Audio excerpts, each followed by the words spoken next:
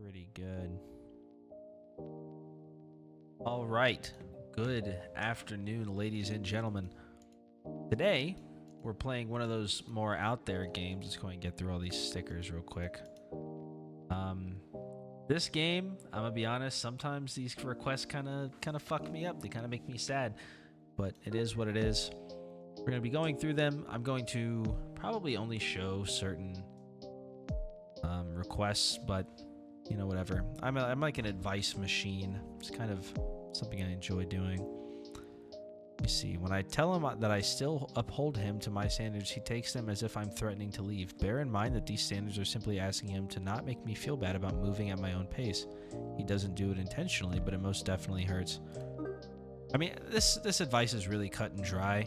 If you're holding someone to a certain standard and they're not meeting it, especially if they're guilting you about it. I mean, he can say that he doesn't do it intentionally, but let's be realistic for a second. Everyone is still responsible for their own actions. So even the stuff that you do unintentionally still reflects on you. That's 100% still your kind of prerogative. Like, that's your problem. Especially if someone has pointed out these flaws to you before, you should start making a conceited effort to at least acknowledge them and understand what they're talking about. I know that's like the typical like mediator response, but I think that's really just how it is. Let's see. There's one pace. Even if he is not making you feel bad intentionally, his actions and the results of them are ultimately his responsibility. I would suggest doubling back and having a proper conversation about his indirect effect, or not his effect, but let's see, his indirect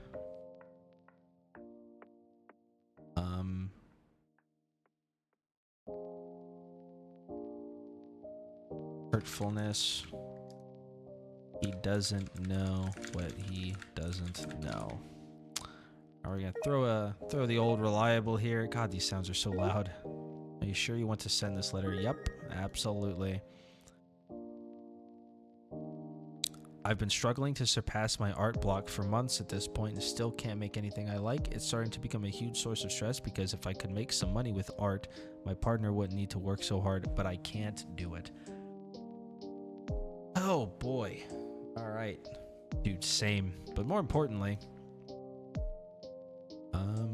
art block isn't something you just shatter because you feel like it. I had a similar issue and still somewhat do. And I pretty much had to force my way out of it by finding art styles and processes that were well out of my usual scope. Starting over and learning from the ground up really reinvigorated me. Do it because you love it, not because you want to make dosh. Let's save ourselves a line here. The dosh comes to those who enjoy. It comes to those who enjoy it. I think that's a generally accurate thing. I mean, you're probably not going to make much money off of something if you can't really be passionate about it. Sure, you can. You know, you can do that, but if it's art especially, you really need to, hate to say it, but you really need to lock in and be like, okay, this is something that I'm doing because I love it, right? You're not doing it because you want to make money. There has to be a part of you, I think, that really enjoys what you're doing. Otherwise, it's just not going to work out. Like, especially in the art of commissions, you know, or in the area of commissions, you see artists doing 1 or 2 commissions per month because it's like, doing commissions really just turns into a job, you know? So doing like 10, 15 commissions just kind of turns into a job.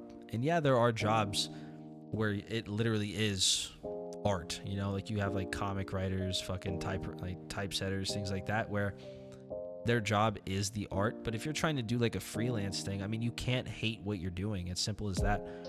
Otherwise, you're not going to want to do it, and it's just going to feel like any other fucking job.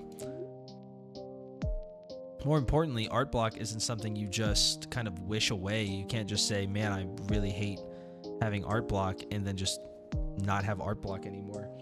I mean, the way that I got around it, like, if I'm going to be honest, I was really stuck in a rut because I was drawing in an art style that just like, it was like monotonous almost at that point. It was boring. I just hated doing it, but I didn't really know anything else. So I just picked the furthest art style away from that, and I started from the ground up, right? I have like 3 pages in my sketchbook full of Gachiakuta characters to try and figure out that art style. And I'm going to be honest, that I really enjoyed doing that, even though I had terrible art block when it comes to the other stuff that I draw. Once I got out of my comfort zone and into something else, I mean, it was night and day. Like, I actually enjoyed it again because my comfort zone just got boring and stagnant.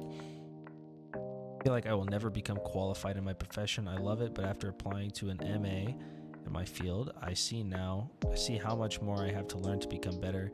It seems a lot. Will I always stay a dilettante? I'm gonna be honest. The odds of you ever seeing yourself as qualified for position are generally low. This is a good thing. You should always be striving to learn more, experience more, and mess up more to learn from it. People who claim to be 100% the pinnacle of their field usually have no idea what they're talking about. Alright, throw a steak sticker on that and just fucking send it. It's very cut and dry. Hopefully I was pretty clear in my intent there. I want to write and draw stuff for this fandom I'm in, but I'm 21, and every time I do fan art or fan fiction, I feel like a pervert. I can't stop feeling that way no matter how little it makes sense. I don't know why. What? How would you be a pervert? I mean, I guess if you're writing smutty fan fiction, then yes, it is inherently perverted to be doing that. Like, if you're drawing or writing Gooner material, I think you should just own it. Your age really is irrelevant. Your age truly is irrelevant. If writing Gooner material, that's fine. You're not, it's fine too. Chances are hundreds, if not thousands, of pieces for that fandom that you see were made by grown adults just like yourself. You're not a pervert for enjoying it like everyone else and making art for it. All right, now, of course, this does have a caveat. I mean, if you're into like the Rugrats and you're drawing smut for the Rugrats, then yes, you're a fucking pervert. But all in all, not really. Make a decision, my brain starts thinking of ways it could benefit me. I second guess myself on it. Sometimes I don't engage with people because of this. I'm afraid some parts of my brain is just using them to some level. This idea that friendships are somehow selfless has always baffled me. They are inherently transactional. You use each other for companionship. That's just how it is. Think of it less like a parasitic. Did I spell that right? I think I did. relationship and more of a symbiotic one. Both benefit from it. It isn't selfish in any way, shape, or form. All right. I worry about my friend group falling apart further than it already is. I'm left with one person that I feel truly comfortable and close with and that's scary. You only need one. Where are we at? Oh, no. I got more stickers right here somewhere. Boom. Funny fish. Panfish or whatever. Life is so chaotic and unpredictable. People are mean and unforgiving. The world is unjust and cruel. How to stay sane in this reality? How not to see all this filth and evil if they make up the world? This is such a Sasuke. This is a teenager. This is like definitely a low high school, middle school person. But I am going to answer it seriously because I understand that this is probably like someone's emo arc. But you're never gonna like not see the evil in the world because it's everywhere, right? I mean, you have the things going on in the Middle East between two countries, right? A genocide. I mean, you also have like the institutional factors, like certain countries are not treating their people fairly. You have that. You have really intense and violent crime. That is like, absolutely unforgivable. I don't think I have to say it. And these things don't go away. That's just the human nature, right? Someone does something good, someone does something bad. That's just how it is. You're never going to not be able to see it. But what you can do, and I am going to respond to this with that, is that you can't be a bystander. You can't just sit there and do nothing and cry about the state of the world. You need to actually, if it bothers you anyway, have at least an active role in advocating for or against something. I'm not saying you have to make a picket sign, go outside and start protesting, ICE or anything like that. I'm not saying you have to do that, but I'm saying like if you have an opinion on something, then say it. There's nothing wrong with having an opinion on anything. Even if your opinion is objectively wrong, it's still an opinion. If you see something evil happening, like something as simple as bullying, then stand up and say something, right? Silence is violence, right? We figured that out 4 years ago. You can't just be silent because then you're complacent. It's the bystander effect, right? We just saw that with a train in North Carolina where a Ukrainian was killed by just a guy, just some random guy, no connection to the two whatsoever.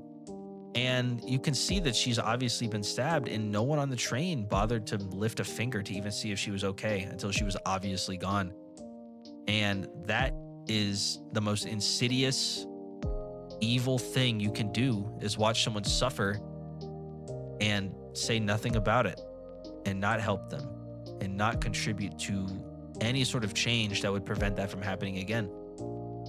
Because whenever you have something like what that guy did, that's a primal urge. He felt that and he wanted to do that, right? And he did it, and that's terrible.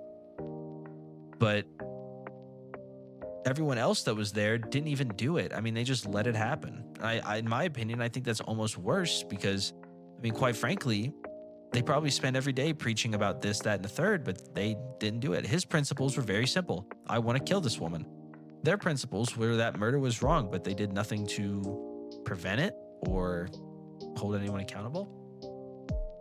It's a terrifying sight to see, but at the end of the day, that's just how I feel about it. I think that being a bystander when it comes to this horrible stuff is the most insidious thing you can do. Because at least when I'm getting stabbed, I don't look to the guy who's stabbing me to save me. But I do look at the crowd of people around me. And if they're all just watching me die, that's evil. That is just plain evil. And that's really all I have to say about it because I don't want to start getting political. So I'm going to go ahead and respond to this. All right, let's think about it. The thing about this world, about the world we live in, is that there are obviously two sides to every coin. It would be unjust and cowardly to blind yourself to the state of it. Do not see all filth is to allow it to happen. Instead, contribute small ways to help those who are victim of the cruel world you described.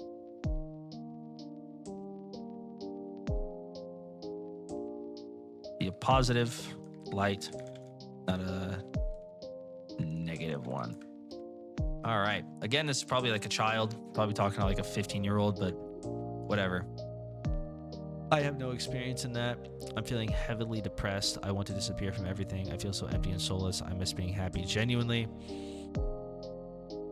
I'm going to state the obvious here, but I hope that me saying it, along with the others who certainly responded, helps a little.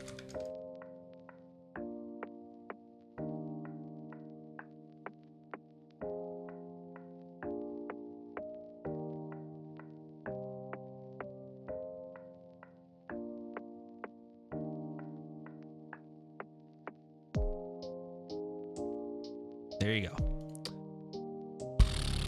See, that's why this game fucks me up, dude, because it's like people very vaguely saying that they're going to kill themselves, and it's like, how am I supposed to respond to that? But I like responding to it.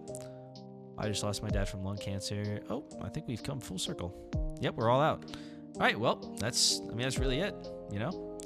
Thanks for watching. I'm going to try and cut this down to a little more reasonable length because I realize this is 30 minutes long, so just know that I responded to a lot more than you've probably seen. And that's it. Bye.